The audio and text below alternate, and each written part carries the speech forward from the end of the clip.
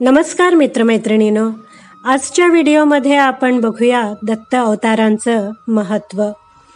एकदा एक संत देवाबरोबर बोलत होता. त्याने देवाला स्वर्ग आणि नरक यामधला फरक विचारला. ये, तुला प्रत्यक्षच दाखवतो, देव म्हणाला. त्याने संताला 2 दरवाजांजवळ नेले. त्याने पहिला दरवाजा ढकलला. एका मोठ्या खोलीत प्रवेश केला. एका मोठ्या गोल टेबलभोवती अनेक माणसं बसली होती. टेबलाच्या मध्यावर रुचकर खिरीने भरलेले एक मोठे भांडे ठेवले होते. त्या खिरीच्या सुगंधाने त्या संत माणसाच्या तोंडाला देखील पाणी सुटलं होतं. पण मग त्याच्या लक्षात आलं की ती माणसं उपाशी भुकेलेली दिसत होती. त्यांच्या हाताला लांब दांड्यांचे चमचे बांधलेले होते. त्यांना हात लांब करून खीर खाता येतच नव्हती, कारण चमच्याचा दांडा हातापेक्षा लांब होता. त्यांच्या यातनांना अंतच नव्हता. भुकेच्या भरीला खिरीच्या सुवासाने त्यांना वेड लावलं होतं. हा नरक आहे, देवाने सांगितलं. चल, आता स्वर्ग पाहू. ते दुसऱ्या दारातून आत आले. ती खोलीसुद्धा हुबेहूब पहिल्या खोलीसारखीच होती. तेच टेबल, तेच खिरीचं भांडं, भोवताली माणसं आणि हाताला बांधलेले चमचे. पण ही सगळी माणसे तृप्त, समाधानी आणि आनंदी दिसत होती. आपापसात हसत आनंदाने राहत होती. मला कळत नाहीये, संत म्हणाला. सारख्याच खोल्या, टेबल, भांडी, खीर आणि तेच लांब दांड्याचे चमचे. मग ही माणसे खाऊन पिऊन तृप्त आणि ती उपाशी, दुःखी, असं का? सोपं आहे, देव म्हणाला. या खोलीतील माणसे एकमेकांना भरवायला शिकली आहेत, एकमेकांना मदत करायला शिकली आहेत. पण हावरट मनुष्य फक्त स्वतःचाच विचार करतो, जसं त्या खोलीत आहे, जो स्वतःचाच विचार करतो आणि उपाशी राहतो. जेव्हा तुम्ही दुसऱ्यांची स्वप्न पूर्ण करायला मदत कराल, तेव्हाच आपोआप तुमची स्वप्न देखील पूर्ण होतील. स्वतःच्या गरजांपेक्षा इतरांच्या इच्छा व आवश्यकतांना अधिक मान किंवा प्राधान्यक्रम देणं हे समूह यशाचं गुपित आहे. यात आनंदाची बातमी अशी की हा स्वर्ग किंवा नरक निर्माण करणं हे आपल्याच हाती असतं. खोली, खीर, टेबल, चमचे, सगळ्यांना समान संधी मिळते.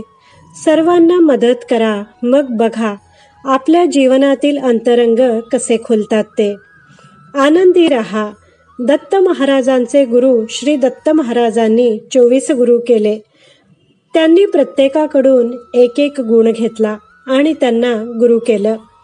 एकदा दत्त महाराज एका गावातून जात होते. रस्त्याच्या कडेला एक लोहार लोखंड गरम करून त्यावर घाव घालीत काहीतरी बनवत होता. तो लोहार त्याच्या कामामध्ये मग्न होता. एवढ्यात तिथून त्या राज्यातल्या राजाची सवारी आली. राजा म्हणजे त्याचा लवाजमा मोठाच म्हणायचा. त्याच्याबरोबर ढोल ताशे वाजत होते. ती सवारी हळूहळू तिथून निघून गेली. तो लोहार मात्र त्याच्याच कामामध्ये मग्न होता. थोड्या वेळाने एक शिपाई मागून आला. त्याने त्या लोहाराला विचारले, अरे, राजाची सवारी इथून गेली का? लोहार म्हणाला, मला माहीत नाही बाबा, मी माझं काम करत आहे. तो शिपाई चिडला आणि त्याच्यावर ओरडत निघून गेला. तो बडबडत होता, राजाची सवारी इथून जाते आणि याला मात्र काही कळत सुद्धा नाही. हा काय याच्या कामात खरंच इतका मग्न होता? श्री दत्त महाराजांनी हे बघितलं आणि तिथेच त्या लोहाराला आपला गुरु मानत म्हणाले, धन्य आहे तुझी एकाग्रता. मी सेवा करत असताना किंवा काम करत असताना मलाही अशीच एकाग्रता लाभू देत. याचे तात्पर्य असे की माणसाने प्रत्येकाकडून काही ना काही शिकतच राहावे. कुठलंही काम करत असताना ते एकाग्रतेने करावे. दत्त अवताराची प्रमुख वैशिष्ट्ये: साधूंचं संरक्षण, दुर्जनांचं निर्दालन व धर्मसंस्थापनेसाठी सद्धर्माचे आचरण हे दत्तावताराचं प्रमुख वैशिष्ट्य होय. इतर अवतारांप्रमाणेच हेतू सफल होताच, निजधामास जाणारा हा अवतार नसून तो जगाच्या अंतापर्यंत असाच चालू राहणार आहे. ब्रह्मदेवाचा पुत्र अत्री व त्याच्या कठोर तपश्चर्याचं फळ म्हणून दत्ताचा अवतार झाला आणि म्हणूनच तो अयोनी संभव मानला जातो.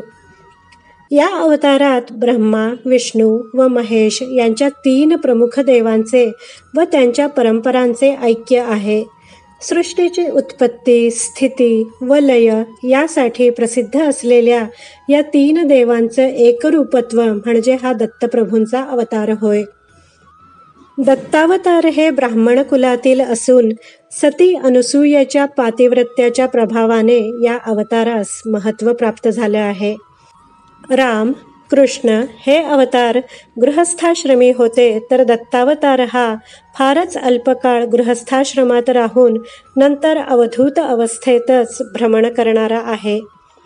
हा अवतार म्हणजे साक्षात परब्रह्ममूर्ती श्री सद्गुरूंचाच अवतार होय आणि म्हणूनच साधक श्री गुरुदेव दत्त असा त्यांच्या नावाचा जयघोष करतात. श्री दत्त हे केवळ गुरुदेव नसून ते अवधूत चिंतन श्री गुरुदेव दत्त या स्वरूपात आहेत.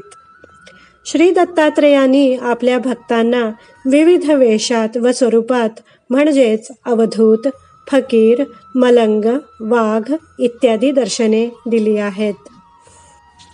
मित्रमैत्रिणींनो, कशी वाटली तुम्हाला ही माहिती? आवडली असल्यास व्हिडिओला लाईक करा, शेअर करा, कमेंट करा. माझ्या चॅनलला सबस्क्राईब करायला विसरू नका. व्हिडिओ पाहिल्याबद्दल धन्यवाद.